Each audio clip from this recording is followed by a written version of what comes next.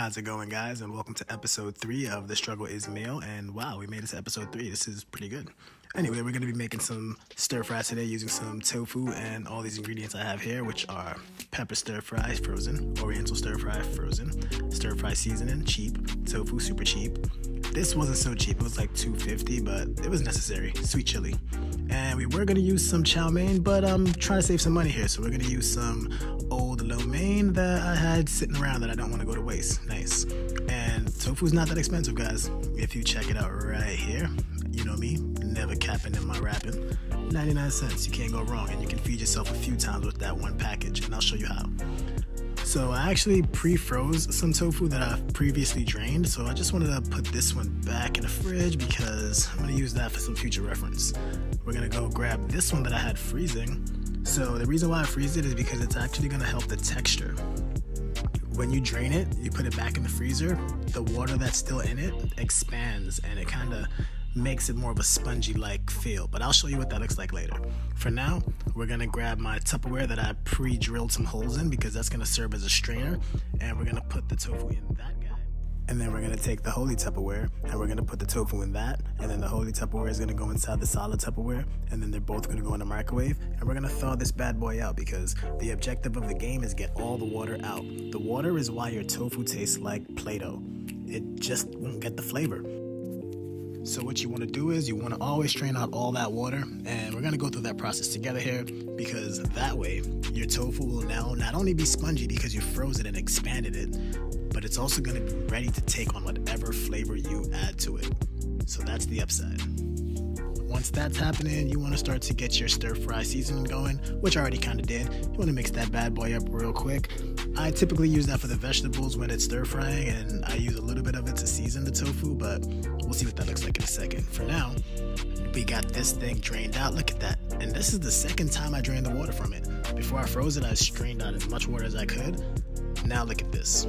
Also, disclaimer, this is around coronavirus season, so I definitely disinfected my entire kitchen. So don't mind the fact that I just put that on the countertop and you're like, oh, this guy is dirty.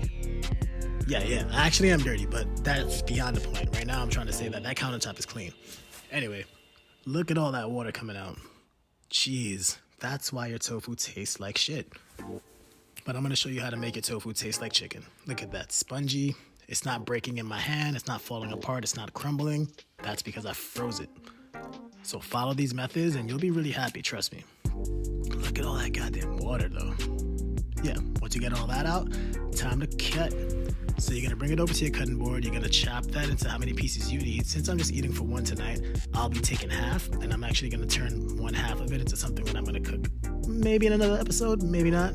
But that's just going to go to the side for now. And then what I'm going to do then is take this half and I'm going to cube it, kind of how you see it cubed in a stir fry. Yep, believe it or not, a stir fry. Look at how spongy this is. It's not breaking in my hand. It's just ready to absorb the flavor. So process number 2 or 3, I wasn't counting. You're going to want to first sprinkle it with some oil because that'll help it absorb up what you're about to do, which is add some flavor. So then you add some salt because that'll help pull out the excess water. Get that mixed up a little bit, not too crazy. Once you have that situated, you want to grab a little bit of that stir fry seasoning, like a little bit. Get that in there. You just want to make sure that it has some flavor. You don't want your tofu to just taste bland, so a little bit will do. And last but not least, you want to add some coconut flour. That's going to help in the baking process because it's going to give it that coating. It's going to give it like a bit of flavor as well, and you'll thank me for that. So once you got that all situated in the bowl, you're going to want to transfer that to a baking sheet after you drink some whiskey. Get your baking sheet, lightly grease it because you don't want the tofu to stick to it. Remember to lightly grease it. I made that mistake a few times. Then you're going to evenly spread your tofu on the baking sheet. Preheat your oven to 355 degrees. When you pop the tofu in the oven, you'll bake it for about 20 minutes, and then you'll flip it over, bake it for another 10 or 12 minutes. While that's going on, you're going to pop your pasta in the pot, let it boil. I had to add a little bit more pasta, and I ran out of that, so I added some veggie spaghetti. Not bad at all, really good on the flavor. So yeah, once you boil this bad boy up for another 10 minutes or so, you'll take it, you'll strain out the water, and what I like to do is I'll strain the water, I'll add a little bit of cold water to it, pop it off the fire, I'll put some oil in there and kind of just keep it from sticking to the pot. I'm going to need it obviously, but not right now, but in the meantime I'll get the veggies going.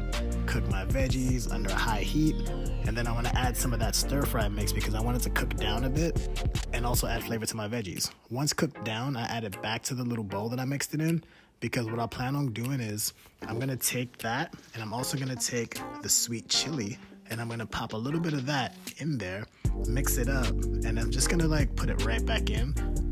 But I'm going to do that once the tofu's ready, which, oh wow, the tofu's ready. So you'll take that out and check this out. This shit is like nuggets. I was going to say chicken McNuggets, but we don't fuck with McDonald's. But yeah, look at that. It's not falling apart. It's not mushy. That is going in there. And then once that's in the pot, we're going to add that too. But first, the sauce. Get the sauce in there, and guess what?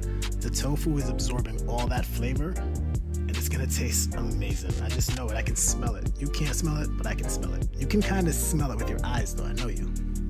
And for tongue's sake, I'm just gonna add a little bit more sweet chili because I want the flavor to be bussin'. Look at that. Damn. Perfection. And it wasn't that hard to do, which means it wasn't that hard to teach, which means it wasn't gonna be hard for you to learn. So let's plate this bitch. You'll grab your tongs, you'll pop a nice healthy portion on the plate, not as sloppy as me, but check this out. That's flavor, and it's not falling apart on my hand. Look, effort to rip that open. Nice and spongy when you bite into it. It's like biting into actual meat. Now, I'm no Chef Ramsay, but I think we did a pretty okay job here, guys. Sweet chili tofu stir fry with the lo mein shining on your plate thanks to rain. You're welcome for that healthy dish. Let's just add a healthy glass of some healthy drink, and you are all set for a bon appetit. Thanks for tuning in, and as always, you're welcome, motherfucker. Peace.